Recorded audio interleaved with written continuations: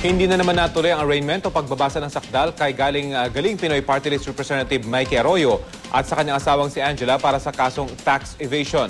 May ulat on the spot si Victoria Tulad. Victoria? Kasi muling ang nausog ang araw ng arraignment nila ang galing Pinoy Representative Juan Miguel Mikey Arroyo at kanyang asawang si Angela sa kasong tax evasion. Sa hearing kaninang umaga sa Quezon City Regional Trial Court Branch 100, umapila ang kampo ng mag-asawang Arroyo na iusog ang kanilang arraignment sa ika-19 ng Abril dahil pending pa rin daw ang kanilang petisyon sa Department of Justice para i-review ang kanilang kaso.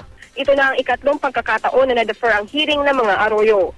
Ang nais nga raw talaga ng mag-asawa ay mausog ang arraignment sa Hunyo dahil magbabakasyon sila sa ibang bansa kasama ang kanilang mga anak. Pero hindi ito pinayagan ni Judge Marie Christine Jacob ng Branch 100. Ayon sa abogado ng mga Arroyo, mag-iisang taon na rin dinidinig ang kaso. Pero hindi naman daw naiinip ang kanyang mga kliyente dahil sadyang matagal ang ganitong proseso. Gayunman, umaasa raw sila na papaboran ang kanilang panig, lalo na't inosente sila Arroyo. Ang Bureau of Internal Revenue naman hindi raw magsasawa sa pagsusulong ng kaso. Tumanggi na magbigay ng pahayag sila Arroyo. At yan muna ang latest mula sa Quezon City RTC. Balik sa iyo, Ra. Maraming salamat, Victoria Tulad.